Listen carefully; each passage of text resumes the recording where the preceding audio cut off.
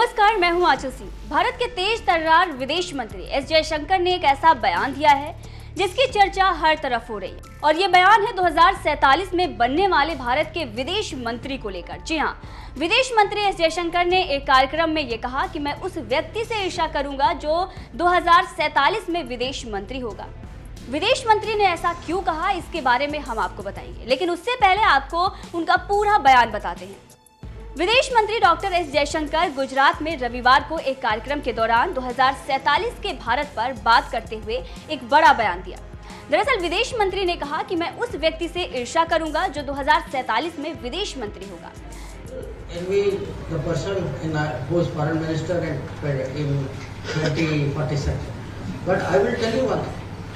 To be foreign minister of Narendra Modi government is also a great step. There are core beliefs, there is confidence, there is a attitude, and I think the world is ready. ये बयान विदेश मंत्री ने इसलिए दिया क्योंकि PM Narendra Modi ने एक कार्यक्रम में कहा था कि साल 2047 में भारत विकसित देश बन जाएगा। आज जब हम अमृत काल में प्रवेश कर रहे हैं, अगले 25 वर्ष हमारे देश के लिए अत्यंत महत्वपूर्ण है और इसलिए जब मैं आज मेरे सामने लाल किले पर से 130 करोड़ देशवासियों के सामर्थ्य का स्मरण करता हूं, उनके सपनों को देखता हूं, उनके संकल्पों की अनुभूति करता हूं, तो साथियों मुझे लगता है आने वाले 25 साल के लिए हमें उस पंच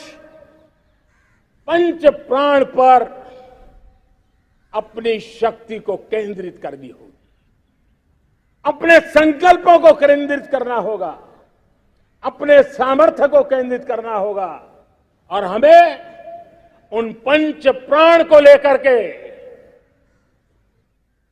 2047 जब आजादी के 100 साल होंगे, आजादी के दीवानों के सारे सपने पूरे करने का जिम्मा उठा करके चलना होगा।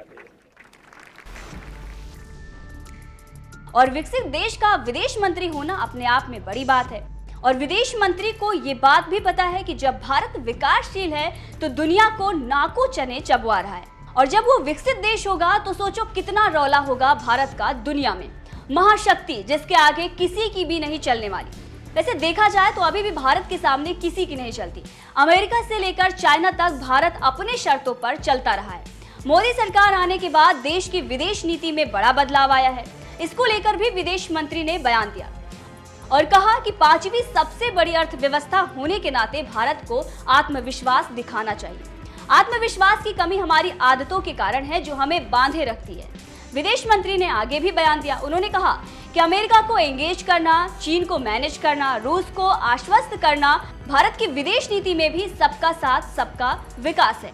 विदेश मंत्री एस जयशंकर ने आगे भी कहा, उन्होंने कहा कि अब तक जब भी हम महासागरों के बारे में सोचते रहे हैं तो हम हिंद महासागर के बारे में ही बात करते हैं। ये हमारी सोच की एक सीमा है कि जब भी हम समुद्री हित के बारे में बात करते हैं तो हम हिंद महासागर के बारे में ही बात करते हैं, जबकि हमारा 50% से ज्यादा व्यापार पूर्व की ओर प्रशांत महासागर की ओर से जाता है।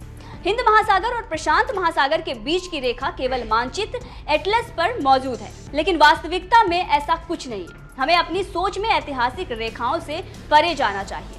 हिंद प्रशांत दुनिया में चल रही एक नई रणनीतिक अवधारणा है। ये जो बयान उनकी तरफ से दिया गया, इससे साफ पता चलता है कि भारत अब चाइना और तमाम लोगों के चंगुल में फंसने वाला नहीं है। अब वो अपनी शर्तों पर चलना सीख गया है। और आपने देखा कि कैसे भारत के विदेश मंत्री ने भारत की शक्तियों के बारे में बात की और यह भी बताया कि विकसित भारत का विदेश मंत्री होना अपने आप में खासा महत्व रखता है और उस वक्त भारत की दुनिया में तूती बोलेगी जब 2047 में विदेश मंत्री भारत का बनेगा और भारत विकसित देश होगा।